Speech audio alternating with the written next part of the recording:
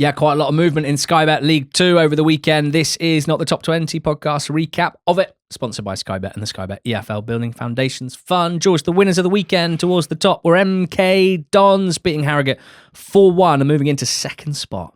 Yeah, winners of the weekend in every sense, really, because they were 4-1 winners against Harrogate. Harrogate went ahead through Brennan before Hepper Murphy, Offord, Collins and Wiles all made it a pretty resounding 4-1 win.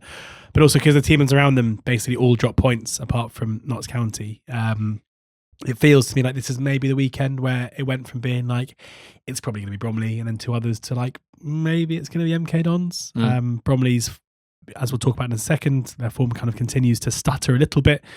You'd think they'd have enough to get over the line, but MK are pretty relentless, and generally MK's bad performances seem to yield points and they win fairly regularly as well. So yeah, this was relatively dominant. Good for them to kind of respond to an early setback with a resounding win, and with players coming back and their first team now looking just stacked full of quality.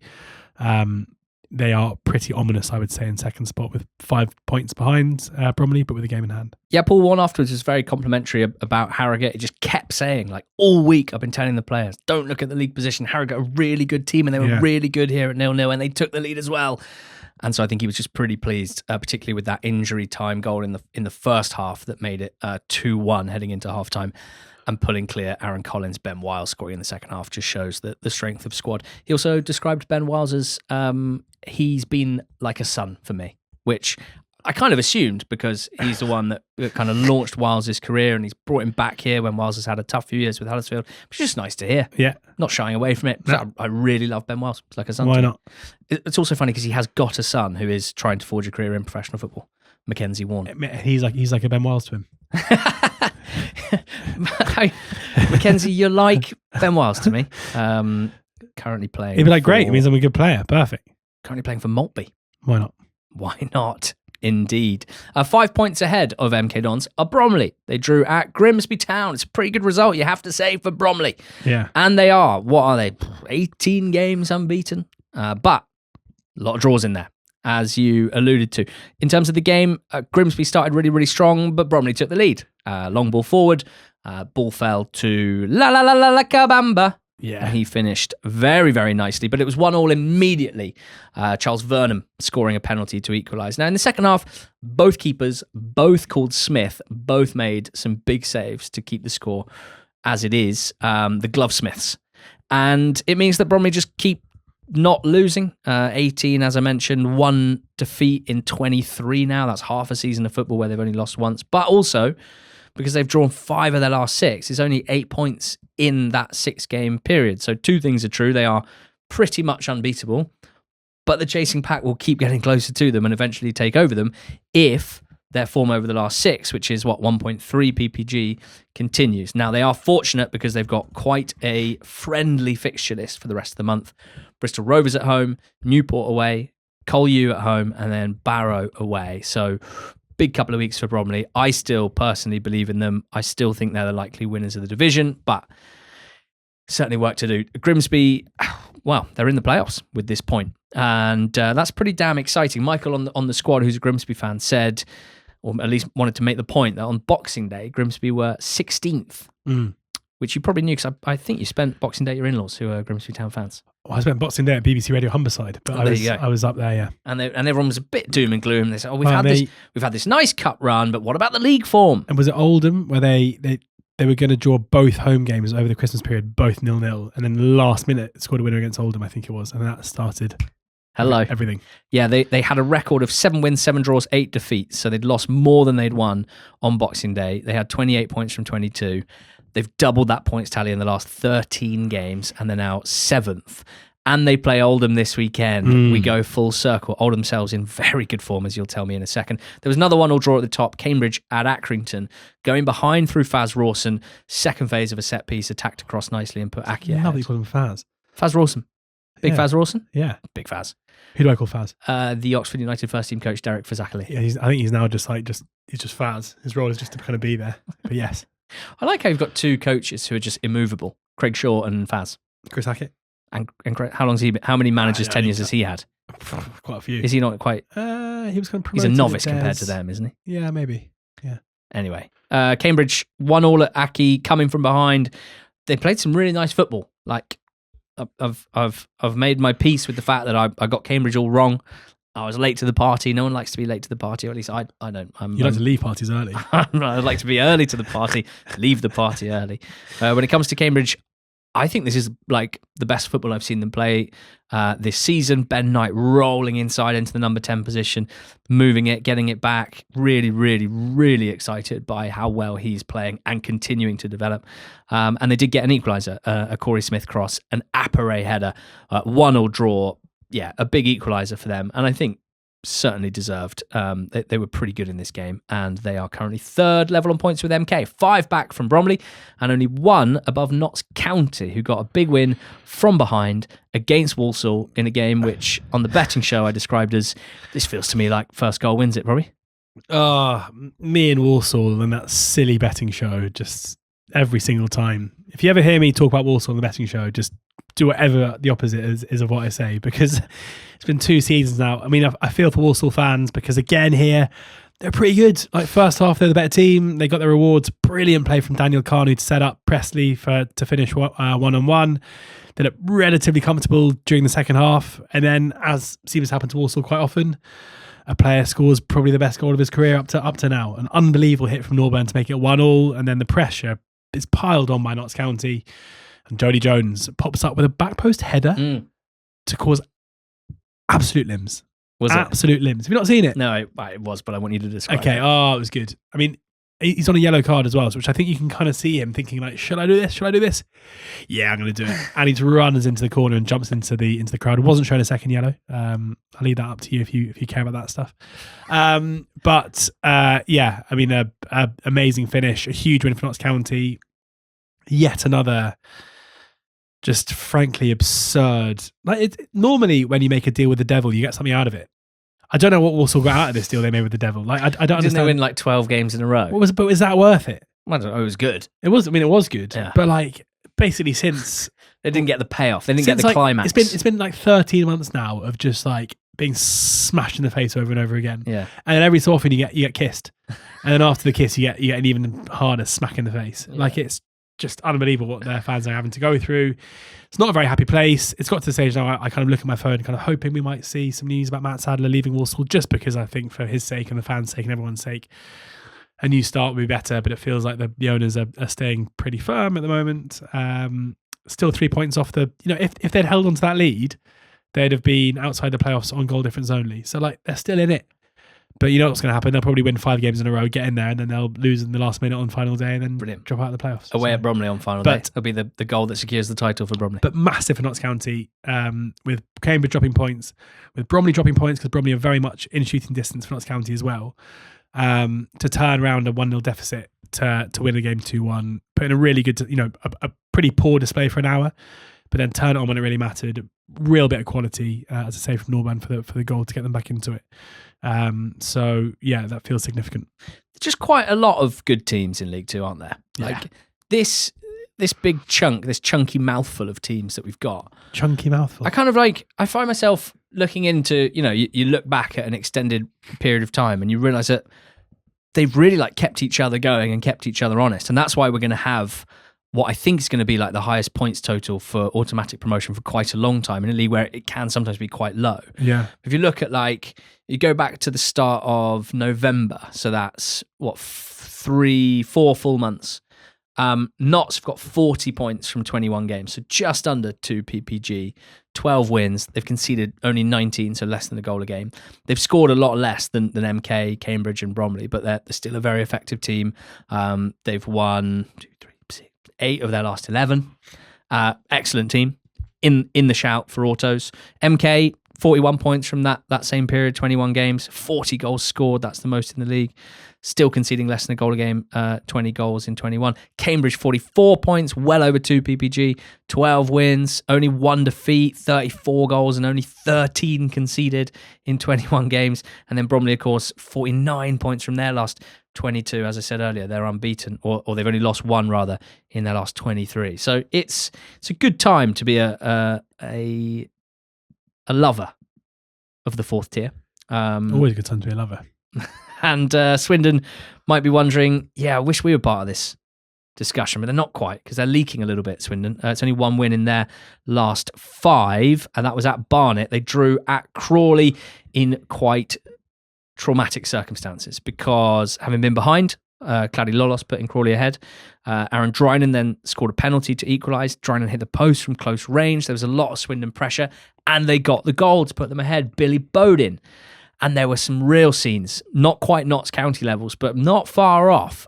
Connor Ripley, the goalkeeper, sprinted up to celebrate. Yeah. It was them celebrating a hard-fought 2-1 win to stay in touching distance. And then it wasn't done. No. And I can't quite understand how Crawley's equaliser actually went in, because the ball comes across the box. Junior Hoylett, the Swindon defensive player, and Kellen Gordon, the Crawley attacking player, they are running towards the ball. Hoylett is getting there first, but he's a bit soft with it. He just tries to sort of poke it. Maybe he doesn't want to give away a pen, and he's not sure. He's obviously not a defensive player, so maybe he's just not confident in what to do in this situation. And Gordon's just somehow like runs onto it, almost part of his sprinting motion, gets there and like kicks through the ball and Hoylett, and it just flies perfectly into the top corner with his weak foot. 98th minute equaliser. Unbelievable. Bedlam. So we got two bits of bedlam in that game. It was just a bedlam weekend in League Two. I think 8 of the 12 games had a goal after 90th minute, which can't happen very often. Salford didn't need one. They beat Barnet 2-0. A lot of injuries for Carl Robinson to handle. A lot of defeats recently and dropping all the way from Auto's race out of the playoffs.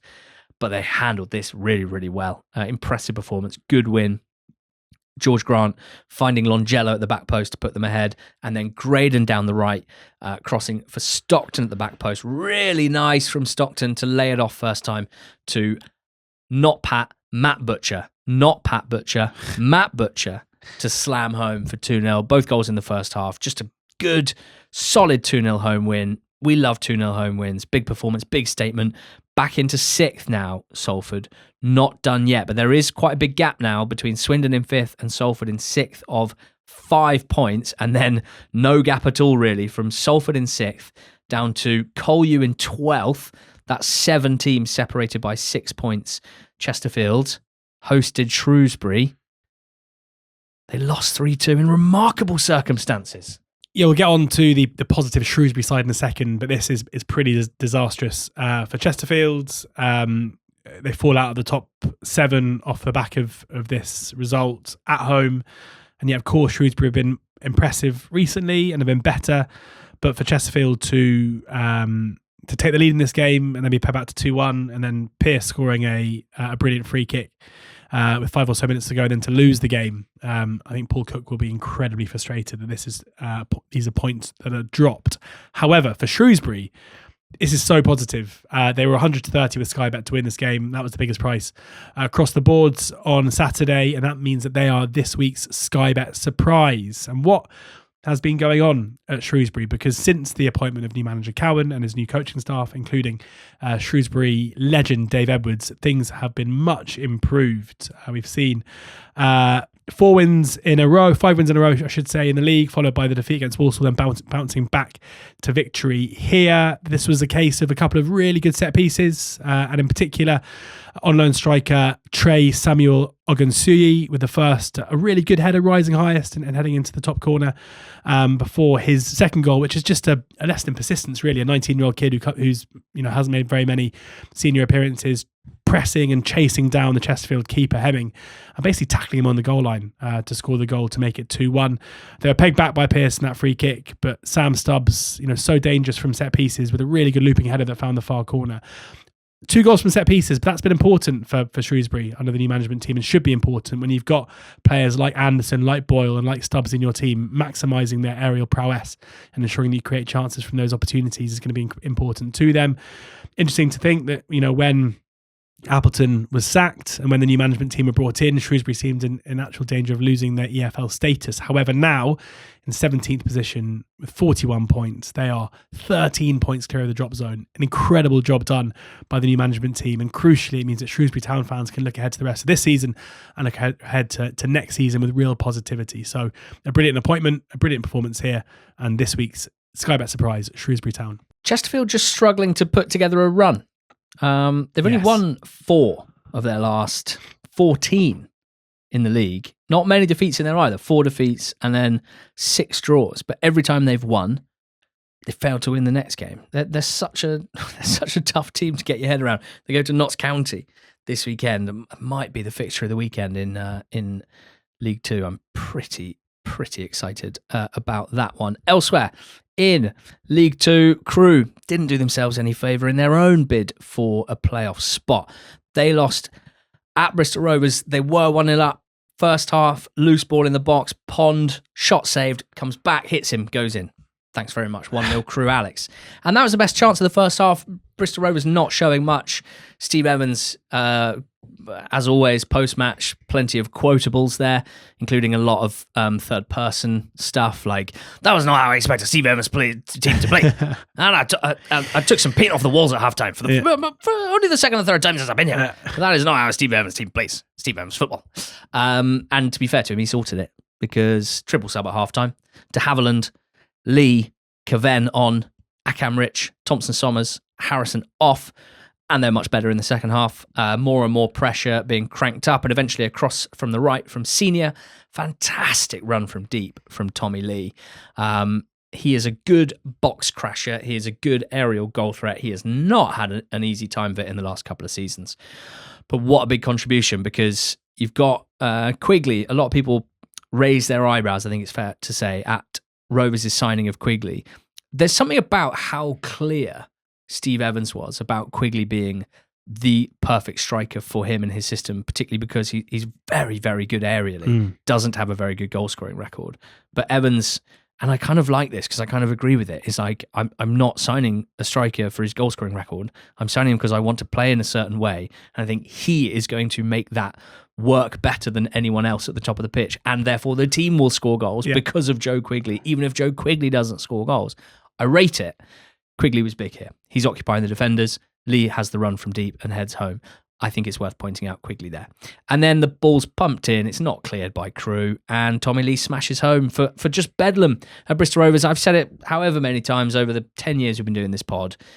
Winning goals in front of that end at Bristol Rovers, at the Mem, I think their home limbs are right up there of any team that I can think of in the EFL. They just hit a bit different for me, and they get their winning goal. And it's obviously crucial for them because they're still 20th, Bristol Rovers. Like, they are getting towards safety, and the last month has been really positive for that. 6 points above the drop zone. Obviously, Crawley and Barrow are 5 and 6 points back as well, so should be fine. And that was a big, big goal for Tommy Lee.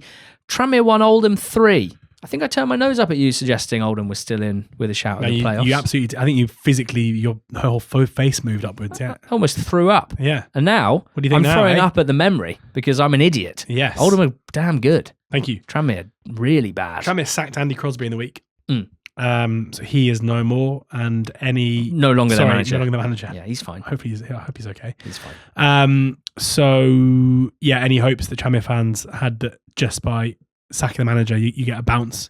No, because Oldham were way better than here. Mike Fondop Talon with a nice little lob finish 1-on-1 to put Oldham 1-0 up. Kavanagh then put through to make it 2-0. Jack Stevens with yet another goal, this time from the penalty spot to make it 3-0. Obiero scored it's quite funny, such a nice goal, really nice finish in the top right hand corner, and you could tell that he really wanted to celebrate properly, but it's the goal to make it 3-1 and the 3-1 home defeat. So he kind of half celebrated, but then jogged off a little bit sheepishly. Yeah, Oldham looking really good at the moment. They're a team definitely to keep an eye on. I think I wouldn't put it past them. They're already on a very good run, and I think it might be sustainable. So yeah, don't take your eyes off Oldham. I can't. Keep your eyes on them. I can't. Also, because another striker signing that I was really strongly liked in January was Callum Kavanagh, and he's another one who his goal record at Bradford City wasn't great. Objectively, wasn't great. But particularly in those months after Andy Cook tore his ACL on New Year's Day last season, Kavanagh's contribution to Bradford becoming a really good all-round attacking team was it was very clear to me what he offered to the team. I think because he's still so young and because he's got so much experience for someone of his age at the top of the pitch, I think that the goals will come more naturally to him as he gets more experienced. And I think Oldham are going to benefit from that. And him and Fondop look like a lovely little duo at the top of the pitch. Nice. Well, a big and little duo at the top of the pitch, I should say. Cole, you got a win at Newport County, who who couldn't back up that big midweek win against Tranmere. That lifted them out of the relegation zone, but they're back in it now. Yeah, Colchester took the lead. A really nice strike from range from Anderson before Payne nodded home a rebound. Newport then kind of had opportunities and banged on the door, got their rewards when Lee Jenkins scored very late on, way too late for it to make any impact. Important this for Colchester, who'd gone through their own little wobble in recent weeks with back-to-back defeats after that eye-catching win over Barnet, but then beaten by both Salford and Chesterfield, teams above them in the league. It's quite damaging. They're still on the fringes. They needed to win this in order to stay there, and they did. Newport slipped back into relegation zone now, behind Barrow on goal difference. But again, it was another display under Christian Fuchs, which was like okay. And you have to think that if they carry on being okay, then against some of the better teams, they might still do all right. However, their fixture list in the next few looks pretty nasty. Away at Barnet, well, maybe this is quite a good time to play Barnet, whose playoff credentials are under serious threat now, maybe even gone. Hosting Bromley after that, who are currently top of the table. Then going to Walsall, and who knows what happened there. But yeah, on paper at least, tricky ties coming up for Newport. We actually need to know what you think will happen there so that we'll know what it will case, be, because it'll be the opposite of what Walsall win 5-0. Brilliant. Sorry, Walsall fans. They are back in the relegation zone, Newport, because Barrow are out of it. They drew on Friday night 2-2 at Cheltenham. Now, this is one of them, right? Would Barrow have taken a point away at Cheltenham pre-game? Probably, yeah. Would they have taken a point at 1-0 down? Absolutely, yes. But they were 2-1 up. Yeah. And they conceded an injury time equaliser, and it could have been all three, and God, that would have been powerful for them. Hutchinson setting up Davison for the first goal. Cheltenham 1-0 up. Then Charlie McCann does so well, hitting the post from range after a little jinky dribble. Fletcher finishes the rebound for Barrow 1-1. Bit of confidence in Charlie McCann's play, and it's reflected again in a really good run forward from 19-year-old Freddie Anderson from centre-back, almost scoring a wonderful solo goal. Again, just a bit of extra impetus, bit of extra confidence and competence on the ball. And there's Tom Barkhazen driving forward from the right wing, driving into the box, winning a penalty. The penalty saved, the rebound scored by Gordon Blushes spared. But that it really struck me. There's not been much joy watching Barrow, either live or highlights this season. That 3 highlights in a row, basically, where they showed a bit of drive, a bit of positivity on the ball, and just made me feel something, stoked something from within me. Lovely. But then, late on, ball down the right, ball across from George Miller, somehow gets through everyone, tapped in by Isaac Hutchinson. It's one of my favourite players, Isaac Hutchinson. He's got 4 in 4 games. He's got 10 for Cheltenham this season from attacking midfield. A pretty poor attacking team overall. Just a huge season from him. And Gills and Fleetwood drew 1-1. And I swear Gillingham must have had more 1-1 draws than anyone in the world over the last few years. When I think of Gillingham Football Club, I just think of the scoreline 1-1. Do you want to write them down instead of the L's? Yeah. 1-1. Jill 1-1ingham. Sure. Nice goal from Seb Palmer-Holden, running onto a long pass from Max Clark. Thought we'd see more of this from Palmer-Holden. Think we can see more of this from Palmer-Holden if he can get some rhythm. Good, powerful runner. It wasn't a great first touch, but it was a great finish. But it was one of only 6 shots total in the game for Gillingham. It's just not good enough at home for them. Fleetwood carried a threat when they were behind, hit the woodwork twice, got the winner with a free header from Sean Rooney. And I do like Fleetwood. You'll know if you listen to this pod regularly. I like what Lawler is doing in the void left by Pete Wild. I wasn't sure about that as a sacking, but I can't deny that I like the look of this Fleetwood side under Matt Lawler. So that was the League 2 weekend, and a damn good one it was too. I've got a game for you guys to play, or a challenge rather. I want you to comment on Spotify or YouTube your 3 automatic promoted teams in League 2, your 4 playoff teams. We got 10 or so games to go, and this league just never fails to confound and delight. So I hope you've enjoyed this episode of Not the Top 20 podcast. Cheers. Go out.